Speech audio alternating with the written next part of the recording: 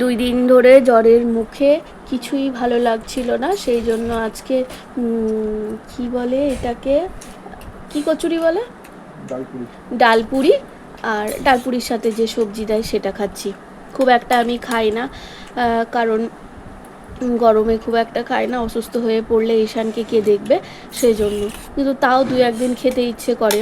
তো একদমই এখন মুখে রুচি নেই, যার জন্য এটা খাচ্ছি, নাহলে আমি খুব একটা খাই না। তো চলো খাই, খেয়ে পরে ঈশানকেও খাওয়াতে হবে। ঈশানকে একবার খাইয়েছি, দিয়ে খাওয়াবো আরেকবার। পারবো না পারবো। আজকে হচ্ছে ফাদার্স ডে, মানে পিতৃদিবস। প্রত্যেকটা সন্তান যেন তার বাবার সান্নিধ্যে বড় হয়, বাবার সাথে যেন অ্যাটাচমেন্ট থাকে। কথাতেই আমরা বলি যে বাবা সান্নিধ্যে যদি সন্তান বড় হয়, তাহলে সেই সন্তান না বুদ্ধিমত্তা হয়, বুদ্ধি হয়, এটাই আমরা মনে করি। আমাদের মানে কি বলবো, আমি এটা জানি।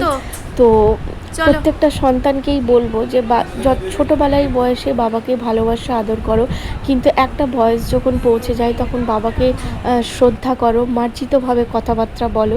এইটাই মানে কি, ছোটোর থেকে একটা সন্তানকে শিক্ষা দেওয়া প্রত্যেকটা মায়ের উচিত।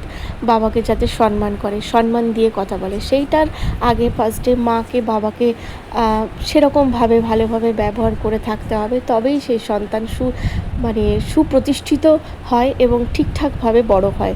তো যাই হোক, আজকে হচ্ছে পিতৃদিবস, মানে ফাদার্স ডে। প্রত্যেকটা সন্তানকে বলবো বাবাকে ভালোবাসো, সম্মান করো।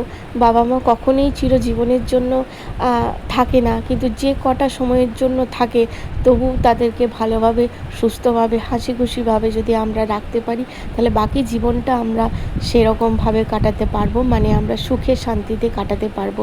তো যাই হোক, কিছু তো সেরকমভাবে করা হয়নি ফাদার্স ডেতে। আর আমার ছেলে ফাদার্স ডে মানে কি সেটাও বোঝে না। আস্তে আস্তে যখন বড় হবে তখন ওকে বোঝাতে হবে, এটাই আর কি। তো বিকেলবেলাতে খুব খিদে পাচ্ছে, কি খাবো, সেই জন্য একটুখানি কাঁচা চিড়ে ভালোভাবে কড়াইতে ফ্রাই করলাম। ফ্রাই করার পর একটুখানি চানাচুর দিয়ে, বিট নুন দিয়ে, এসব দিয়ে করলাম। তো হাজব্যান্ডের যেহেতু ডিউটি আছে তাই ও খেলো না, কিন্তু ডিউটি যাবার সময় খাচ্ছে। তাই আমি বললাম একটু নিয়ে ছেড়ে দাও, খেতে হবে না, কারণ সারা রাত্রি জাগতে হবে, গ্যাস হয়ে যাবে, সেই জন্য এগুলো খেতে হবে না, যেদিন বাড়িতে থাকবে আমি করে দেবো। তো এখানে কাঁচা লঙ্কা দিয়ে করব। আমাদের বাড়িতে শুকনো লঙ্কা ইউজ করা হয় না। শুকনো লঙ্কা এরকমও শরীরের জন্য ভীষণ খারাপ, সেই জন্যই আমরা খাই না। তো কাঁচা লঙ্কা দিয়েই আমি করলাম। কাঁচা লঙ্কা একটা দুটোই দিলাম, বেশি পারি না খেতে।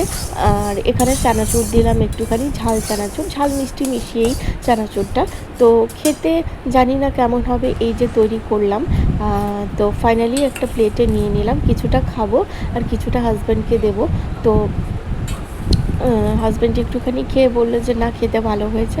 তো ও বলল আমি এখন খাবো না, কারণ ও ডিউটি যাবে, তো সেই জন্য তাড়াতাড়ি করে খেয়ে একটুখানি আধা ঘন্টা 1 ঘন্টার মতো রেস্ট নেবে, তারপর কিন্তু ও ডিউটির জন্য রেডি হয়ে বেরিয়ে পড়বে।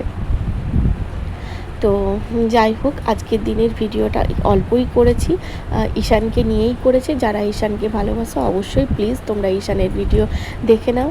আর কিছু বলার নেই, টাটা, সবাই ভালো থাকবে, সুস্থ থাকবে। আবার অন্য একটা ভিডিওর সাথে নিয়ে তোমাদের সাথে দেখা হবে। গুড নাইট, সবাই ভালো থাকবে।